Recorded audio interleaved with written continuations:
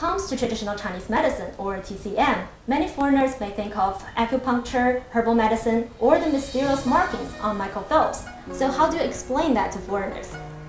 I like to begin by letting people know that Chinese medicine is based on a very different conception of the body. We look at symptoms and conditions, but only in the context of the whole mind-body system. So it's really more like a garden or an ecological system.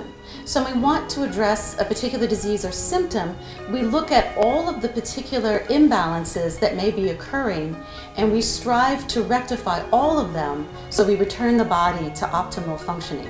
Thousands of years ago, Chinese people started to use plants as medicine. In the late Eastern Han Dynasty, an epidemic was raging. Zhang Zhongxing, the medical sage, cured many patients at that time and wrote the first clinical textbook in China, 伤寒杂病论. So really the foundation of herbal medicine comes from the 伤寒论. And then later, in other centuries, many other books, many other ideas, case studies, and so on were added to the tradition. And so someone like myself, standing here in 2021, is still using and learning from these formulas and the descriptions of the indications for them. So for example, recently, last year in the battle against the epidemic COVID-19 in Hubei province, people made reference to the classic formulas that were used in past centuries to deal with contagious diseases. And they made reference to 伤寒论 formulas as well as 温病 formulas. The war and disease theory formulas were actually very important this time.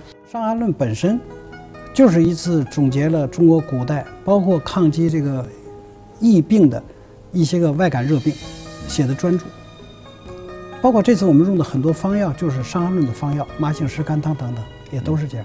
这两个医学啊，是站在两种角度把握人体健康，都是医学，两者各有优势，优势可以互补，但是不能互相取代。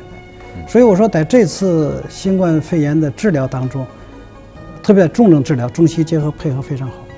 So other TCM prescriptions also play an important role in the treatment. So can you give an example? There are a lot of formulas that we still use today that are in fact quite ancient. So for example, with Tu Youyou's discovery of artemisinin, she took a traditional herb and in fact was having a really hard time extracting it in adequate amounts with the efficacy that they needed. And so she looked at the traditional literature and it gave her an inspiration to use cold temperatures, to use lower temperatures to extract it. And as we know, in the end, she was successful and later was awarded the Nobel Prize for this work. 就在一段时间内，青蒿素依旧是人类考验选修高效药物。1岁到5岁，不一定孩子能生活，你能肯定100%会得这个病的，要浪费不少的钱，为了保护这个孩子的生命。如果没有青蒿素，每年会有几百万的人死亡。 Nowadays, TCM is becoming popular around the world.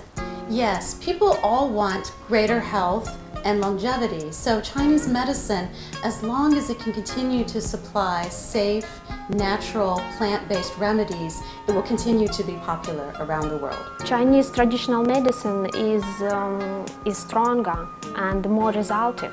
I think it's your treasure and you should keep it, you should save it and develop it. We can help a lot of patients, we can help them a lot.